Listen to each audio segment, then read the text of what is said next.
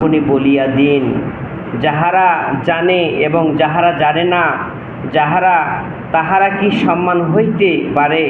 নিশ্চয়ই তাহারাই চিন্তা করিয়া থাকে যাহারা জ্ঞানবান। আলহামদুলিল্লাহ, মহান পাক রব্বুল আলামিন মহাগ্রন্থ আল কুরআনুল কারীমের মধ্যে বললেন, প্রত্যেক বান্দার জন্য আল্লাহ পাক রব্বুল আলামিন জ্ঞান অর্জন করা ফরজ করে দিয়েছেন।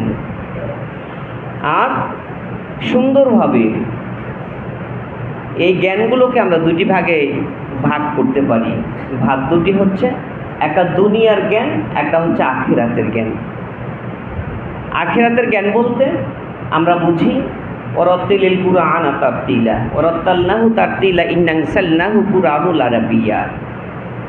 আর দুনিয়ার জ্ঞান বলতে আমরা দুনিয়াতে বড় বড় পদে পদস্থ হই, কেউ ম্যাজিস্ট্রেট, কেউ ব্যারিস্টার, কেউ উকিল, কেউ শিক্ষক, নানান শিক্ষায় আমরা শিক্ষিত হই। প্যারা হাজিরিন, এখানে এই শিক্ষার মধ্যে অনেকগুলি ভাগ আছে। যে শিক্ষা অর্জন করলে দুনিয়াতে হালাল রুজি অন্বেষণ করা যাবে, সেটা কলেজের শিক্ষাই হোক আর মাদ্রাসার শিক্ষাই হোক, যে শিক্ষা অর্জন করলে হালাল রুজি সন্ধান করা যাবে, হালাল রুজি অন্বেষণ করা যাবে এবং ওই শিক্ষা দিয়ে হালাল রুজি সঞ্চয় করে খাওয়া যাবে, এই শিক্ষার জন্য আল্লাহ পাক রব্বুল আলামিন গুরুত্ব আরোপ করেছে। সেটা নয় যেটা আপনার জন্য হারাম করে দেওয়া হয়েছে, যেটা আপনাকে হালাল করে দেওয়া হয়েছে। কুলু মিন তাইয়্যিবা মা রাযাকাকুম ওয়া মা যালামুনা ওয়ালাকিন কানু আনফুসাহুম ইয়াজলিমুন, যেটা তোমাদের জন্য পবিত্র করে দেওয়া আছে, এইটার জন্য যদি তোমাদের বাহির হতে হয় তোমরা বাহির হও। কারণ আমরা জ্ঞান অর্জন করি, এখন কতগুলি কথা বললে ধরেন যে অনেকের গায়ে লেগে যায়। আমরা যা ওকালতি যারা করি, খেয়াল করলে দেখা যায় 100টার মধ্যে মনে হয় যে 99% কথাই মিথ্যা বলতে হয়। এই মিথ্যা বলে বলে মানুষকে ঠকায় বা জিতায় বা মানুষকে হারানো বা মানুষকে জিতানো, এখানটা যদি কোনো সঞ্চয় হয়, এই সঞ্চয় টাকা নিয়ে এসে যদি কেউ খায় আর বলে যে আমি হালাল খাচ্ছি, মোটেও এটা কি সঠিক হবে?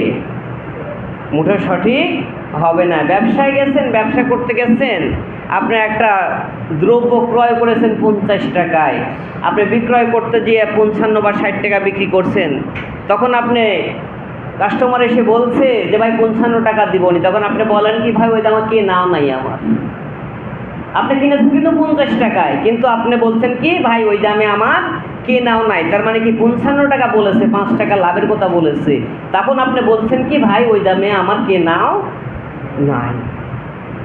আপনি বলতেন ভাই আমি 50 টাকা কিনেছি, 60 টাকা নিচে আমি বিক্রি করবো না, তার ভালো লাগলে নিবে, না লাগলে না নিবে। প্যারা হাজিরিন, এই আচরণগুলো তো আমাদের ভিতর মাঝে মধ্যে আমরা উপলব্ধি করতে পারি কিনা বলেন? এগুলো থেকে বিরত থাকতে হবে। কারণ আল্লাহ রাসূল জ্ঞান অর্জনের জন্য সুদূর চীন দেশে হলেও যেতে বলেছেন। কেন বলেছেন? সঠিক জ্ঞান পাওয়ার জন্য। আমরা জ্ঞান অর্জন করি, যে জ্ঞানটা হচ্ছে দুনিয়াবি জ্ঞান, যে জ্ঞানটা হচ্ছে মানুষকে ঠকানো জ্ঞান, যে জ্ঞানটা হচ্ছে মানুষকে লাঞ্ছিত করা জ্ঞান, যে জ্ঞানটা হচ্ছে মানুষকে অপমানিত করা জ্ঞান, যে জ্ঞানটা হচ্ছে মানুষকে আমরা কীভাবে হেয় করব, হেয় প্রতিপন্ন করব, কীভাবে ছোট করব, কীভাবে তাকে নেজহাল করব, এই জ্ঞান। এখন যদি মনে করে এটাই আল্লাহ ফরজ করতে বলেছে, এটা নয়। আল্লাহ পাক রব্বুল আলামিন এই জ্ঞানকে ফরজ বলেন নাই, ফরজ বলেছে কোনটা? যেটা দ্বারা আপনার হাত দ্বারা আপনার অপর মুসলমানের ভাইয়ের কোনো ক্ষতি সাধন হবে না। এক কথায়, আপনার হাত দ্বারা আপনার অপর মুসলমানের ভাইয়ের কোনো ক্ষতি সাধন হবে না। আপনার কথার আঘাতে কারো চোখে পানি আসবে না, আপনার ধিক্কারে, আপনার কটাক্ষ ভাষায় কারো চোখ দিয়ে ঝরঝর ঝরঝর করে অঝর নয়নে পানি ঝরবে না। প্যারা হাজিরিন, লক্ষণীয় বিষয়, আমাদের ভিতর এই প্রথাগুলো অত্যন্ত বিদ্যমান, যার কারণে আমরা কি ক্ষতিগ্রস্তের মধ্যে থেকে যাই। প্যারা হাজিরিন, আমরা জ্ঞান অর্জনের জন্য যদি কোনো পথে বাহির হই, আল্লাহর পথে বাহির হই, দিনের পথে বাহির হই, আল্লাহ রাসূল বলেছে ওই ব্যক্তির জন্য জান্নাতের পথ সুগম হয়ে যায়। বলুন সুবহানাল্লাহ। তাফসীরের মধ্যে এমন এসেছে, মিসালের মধ্যে এমনটা এসেছে, একজন ব্যক্তি হুজুর পাক সাল্লাল্লাহু আলাইহি সাল্লামের দরবারে বসলেন। ফাকালা ইয়া রাসূলুল্লাহ ফাসাল্লাবা, হে আল্লাহর নবী, আপনার প্রতি শান্তি ও রহমত বর্ষিত হোক, আনা ইজহাব, আমি কি আসতে পারি? ক্বালা রাসূলুল্লাহ সাল্লাল্লাহু আলাইহি সাল্লাম, হ্যাঁ নাম, হ্যাঁ তুমি আসো, আজলাস এবং বসো, ফাসাওয়ালা, তুমি তোমার কথাগুলো প্রকাশ করো, তুমি তোমার প্রশ্নগুলো বলো, কি বলতে এসেছো আমার কাছে। আল্লাহ রাসূলের কাছে প্রয়োজন ছাড়া তো অন্য মানুষ যেত না। সাহাবীরা যাইতো জ্ঞান অর্জন করার জন্য, কিন্তু অন্যান্য মানুষগুলো যখন প্রয়োজন হতো, বিপদে পড়তো, বিপদগ্রস্ত হতো, তখন সে আল্লাহ রাসূলের কাছে কি চলে যেতেন। আল্লাহ রাসূলকে লক্ষ্য করে বললেন, হে আল্লাহর নবী, জীবনে ভালো কাজ করি নাই, সঠিক কাজ করি নাই, আপনি এমন শিক্ষা আমারে দান করে দিন, এমন শিক্ষা আমারে জানিয়ে দিন যে শিক্ষার বিনিময় আমি জান্নাতের পথ সুগম করে নিতে পারবো। বলুন সুবহানাল্লাহ। ক্বালা রাসূলুল্লাহ সাল্লাল্লাহু আলাইহি সাল্লাম, আকিমিস সালাত, আল্লাহ রাসূল বললেন তুমি নামাজ পড়ো, ওয়া সাদ্দাকতা, এবং সত্য কথা বলো, কাউকে খারাপ পরামর্শ দিও না, ভালোর জন্য, শিক্ষার জন্য নিজেকে বাড়ি থেকে বাহির করে নিয়ে চলে যাও, কাউকে খারাপ উপদেশ দিও না, সত্য কথা বলো আর নামাজ কায়েম করো।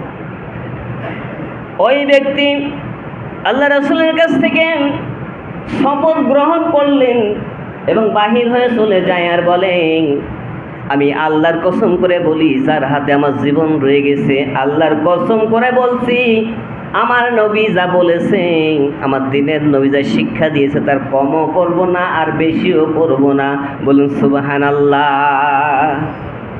আমার নবী যা শিক্ষা দিলেন তার কমও করব না, বেশিও করব না, যা শিক্ষা দিয়েছে এটাই করব।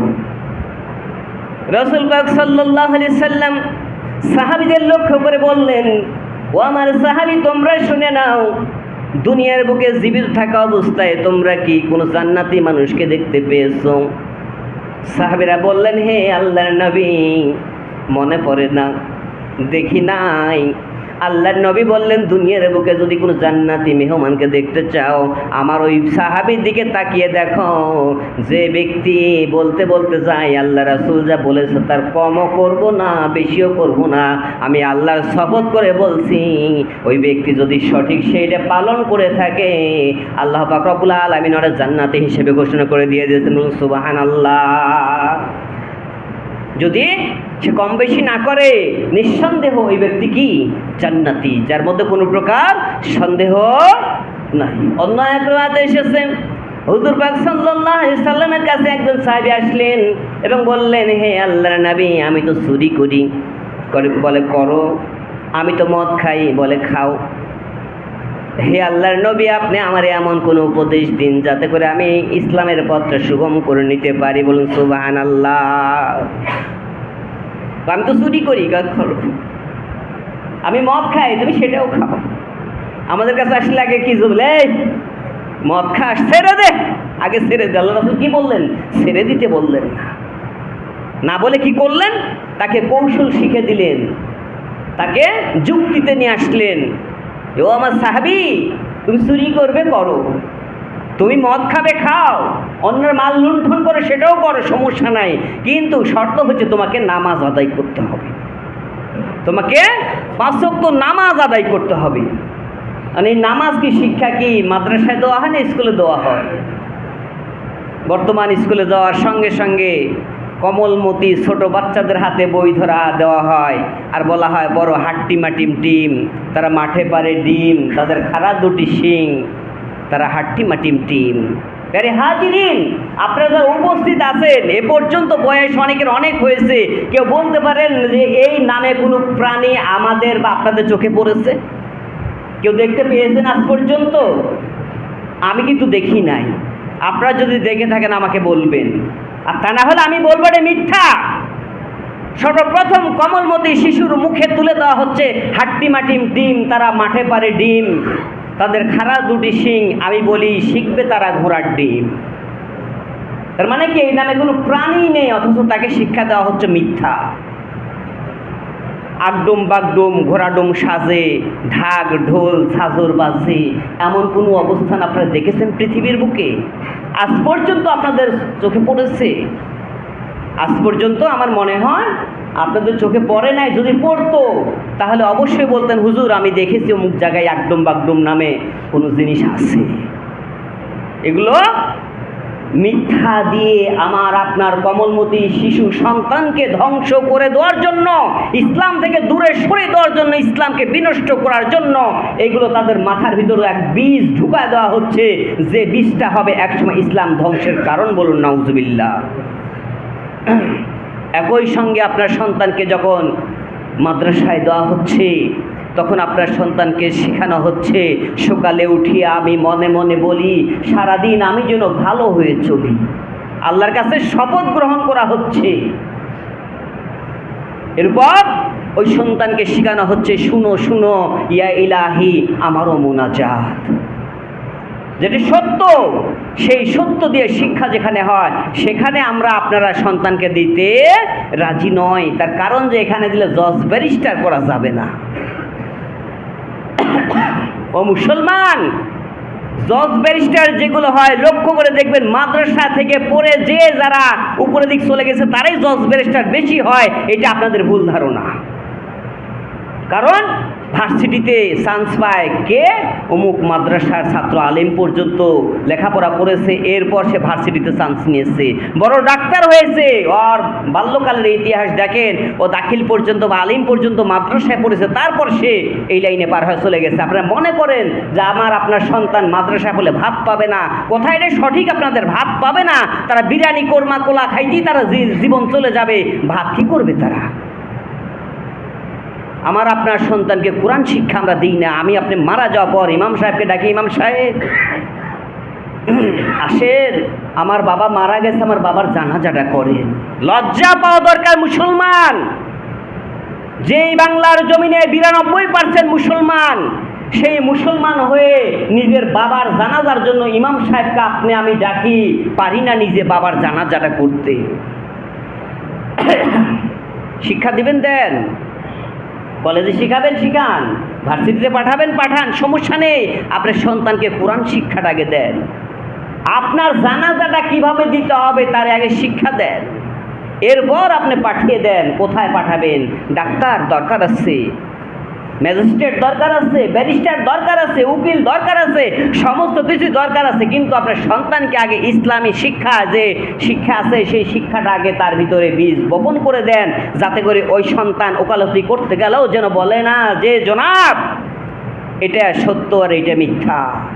সত্যটা সত্য হিসেবেই প্রকাশ করে দিবে, আর মিথ্যাটা মিথ্যা হিসেবেই গোপন করে রেখে তার বিচার ফায়সালা করবে। এটা সম্ভব। কারণ কোরআনের ভিতর সত্য দিয়ে বিচারের কথা যত বলা হয়েছে, সত্য দিয়ে বিচার করা সম্পূর্ণ করাও সম্ভব। এর মধ্যে কোনো প্রকার সন্দেহ আছে নাকি? অবশ্যই সন্দেহ থাকার কথা না। যদি কেউ মিথ্যা বলে থাকে, নিঃসন্দেহ ওই ব্যক্তি জাহান্নামের অন্তর্ভুক্ত হয়ে যাবে। এই জাহাবরাইতুইরাল জাহান্নাম, এর মধ্যে কোনো প্রকার সন্দেহ আছে নাকি? যদি কেউ সন্দেহ পোষণ করে থাকেন, নিঃসন্দেহ কাফের হয়ে যাবেন। আলেম মানে দিনের পথে তো থাকতে পারবেন না, কাফের অন্তর্ভুক্ত হয়ে যাবেন, জালেমদের অন্তর্ভুক্ত হয়ে যাবেন। প্যারা হাজিরিন, আমার আপনার সন্তানকে কোরআন শিক্ষা দিতে হবে, দ্বীনি এলেম শিক্ষা দিতে হবে। দ্বীনি এলেম শিক্ষা বাধ্যতামূলক করতে হবে। কারণ আমি আপনি মারা যাওয়ার পর আমার সন্তান যখন আমার জানাজা করবে, আর জানাজা পর যখন হাত উঠায় বলবে রব্বি রাহমহুমা কামা রব্বায়ানি সগীরা, এর চাইতে বড় পাওয়া ওই পিতার জন্য পৃথিবীতে আর কিছু হতে পারে নাকি? পিতার জন্য কোনো সন্তান যদি বলে রব্বি রাহমহুমা কামা রব্বায়ানি সগীরা, হে আমার প্রতিপালক, হে আমার রব, হে আমার স্রষ্টা, আমি যখন ছোট ছিলাম তখন আমার পিতা আমারে লালন পালন করেছে, আজ আমার পিতা তোমার হাতে তুলে দিচ্ছি, তুমি তারে শৈশবে আমারে যেভাবে লালন পালন করেছে তুমি তারে সেইভাবে দেখো, তোমার রহমতের কোলে তুলে নাও, তোমার রহমতের কোলে আশ্রয় দাও। এইভাবে কোনো সন্তান যদি দোয়া করে, আল্লাহ পাক রব্বুল আলামিন বলেন সন্তানের এই দোয়ার হাত নামানোর পূর্বে আল্লাহ পাক রব্বুল আলামিন তার দোয়াকে কবুল করে নেয়। বলুন সুবহানাল্লাহ। বাবা সুদ খাওয়া শিখেছে, সন্তানরাই শিখাচ্ছে। বাবা ঘুষ খাওয়া শিখেছে, সন্তানরা ওই কৌশলটাই শিখা দিচ্ছে। বাবা মিথ্যা বলা শিখেছে, ওই পাশের সন্তান থেকে ও মিথ্যা বলা শিখছে, এই কৌশলটা তাকে অবলম্বন করানো হচ্ছে। এখান থেকে আমরা অধঃপতনের দিকে চলে যাচ্ছি, আমরা বুঝতে পারছি না। বিদেশি চক্র তো আছেই আমাদেরকে ধ্বংস করার জন্য, বিদেশি চক্র আমাদেরকে ধ্বংস করার জন্য আছে, ইসলামকে ধ্বংস করার জন্য আছে। আমরা এটা বুঝতে পারি না, তার কারণ হচ্ছে এমনভাবে বিষের প্রয়োজন আমাদের ভিতর প্রয়োগ করা হয়েছে, এমনভাবে অ্যান্টিবায়োটিক আমাদেরকে দেওয়া হয়েছে যে অ্যান্টিবায়োটিক ভিতরে শরীরের ভিতর ঢুকে আস্তে আস্তে আমাদেরকে ধ্বংস করে দিচ্ছে, কিন্তু আমরা সেটা বুঝতে পারছি না। শয়তান কিভাবে বলে, তুমি তো নামাজে যাচ্ছ, নামাজ পড়তেই হবে, নামাজ তোমার জন্য ফরজ, একটু থেমেই যাও। তার মানে কি নামাজ পড়তে হবে সে কথা স্বীকৃতি দিচ্ছে, এরপরে তাকে বলছে কি যে একটু থেমেই যাও, পরে গেলে কি হবে, না এক ওয়াক্ত যদি নাই পড়তে পারো পরে কাজা উঠায় নিবে। আর একজন নামাজি ব্যক্তি যদি হয়ে যায়, একজন মাদ্রাসার ছাত্র যদি হয়ে যায়, আমার মনে হয় তার বিবাহের তাড়না হলেও বলবে না, এই যে হাবরইতু ইলাল মসজিদে আদাইয়ে সালাহ, আমি মসজিদে যাই এবং নামাজটা আদায় করে আসি, এর মধ্যে কোনো প্রকার সন্দেহ আছে নাকি? আর যখন আপনার সন্তানকে ওইভাবে শিক্ষা দিবেন, আপনি মারা যাওয়ার পর আপনার লাশ সামনে রেখে বলবে আমার বাবার হিসাব দাও। ভাই, তুমি হিসাব না দেওয়া পর্যন্ত আমার বাবাকে কবরস্থ করতে দেব না।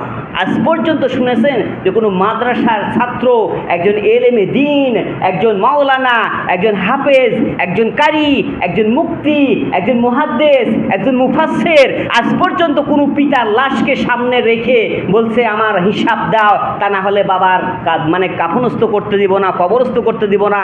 কোনোদিন দেখেছেন আজ পর্যন্ত আপনারা? বাংলার জমিনে অসংখ্য আছে জেনারেল শিক্ষায় যারা এই ধরনের আচরণ করেছে যে বাবার লাশ সামনে রেখেছে, হিসাব না দেওয়া পর্যন্ত বাবার জানাজা হবে না।